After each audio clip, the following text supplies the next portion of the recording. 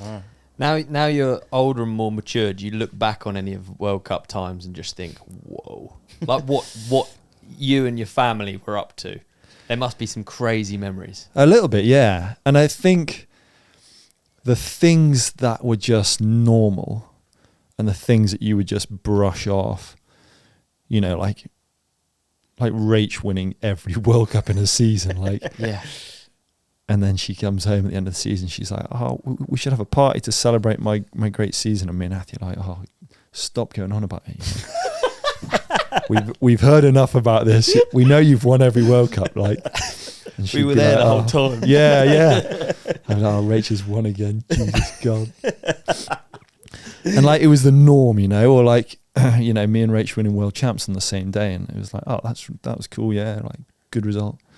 But like, it was just, I think when you're like, you normalize stuff, Yeah, to make it, you know, or the injuries as well. Like, you know, sometimes all three of us would be injured, or like me and Athy been in hospital at the same time, having an operation on like the same limb, like back to back in the bed, like just weird stuff like that. That now looking back, you're like, yeah, that was a bizarre situation, but at the time, you just normalize because you had to, you know. Yeah, it's ever such a unique. isn't In it, like, yeah, especially when you do zoom out, and I guess you do think back to those times of the travelling circus, like Yeah. the Atherton family just amongst it, and oh god, it's And dude, like, probably out of all the guests we've had, you've experienced the most, like, in terms of hype around your pits. Yeah. You know, you've got like 2 or 3 potential winners at a World Cup, and you've got all of the world's mountain bike media just on you, just every second. I've like seen as an observer what it's like, and it's pretty full on, like.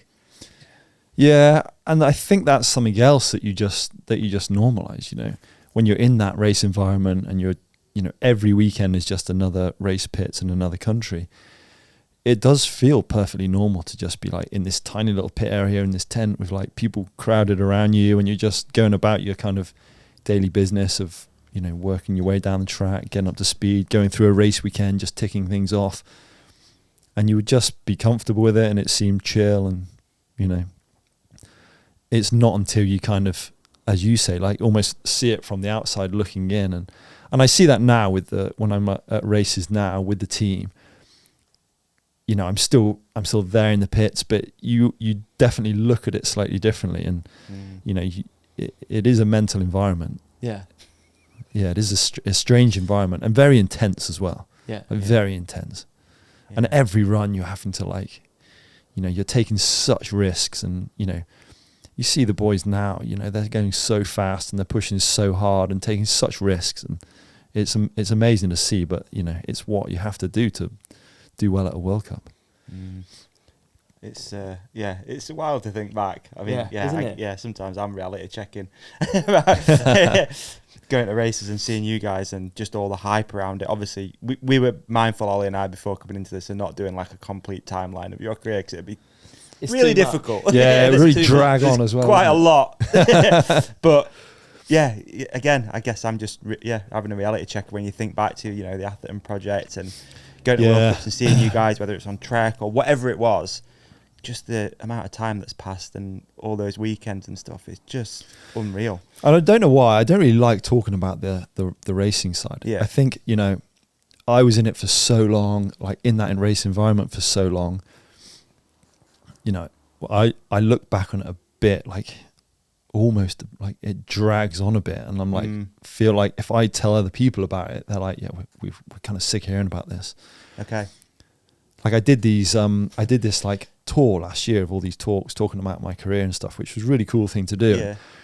The bit I really struggled with and didn't really enjoy that much was talking about my race career and talking about the various, you know, people would say, oh, why didn't you mention that win or this win? And I don't really enjoy talking about the racing for some reason, you know. I don't know. Rach loves it though. You should get her on. She loves sitting down and going back and reminiscing about as an open various. invitation. Yeah. Good luck. It's funny, like at a race weekend, I would say you never look too phased. At Rampage, you never look too phased. Doing these ridge lines, You never look that phased, but there is are you ever scared? Some of the stuff I see you doing, I just don't see the I don't see the kind of reaction that if I put myself in G's body, I'd be like like, you seem unfazed, but then obviously, like, if you don't want to talk about the racing, there must be things about it that you don't. I don't know. You must be like a. Okay. Hey man, what an episode that was. You did amazing in it. And so did you. You shone like a star. You shone like a moon. Can we also put something up here that you can click on for the next episode? How about we put a subscribe up there in the middle? Yeah, I love We're going to put a video we think that our lovely companionship will love on your face. On my face? Yeah. So and they on can't see me now? Gone. And on my face, another video that we think people will love. And thank you for watching. Thank you for listening. Please hit like and subscribe. You guys are the best. Peace and love.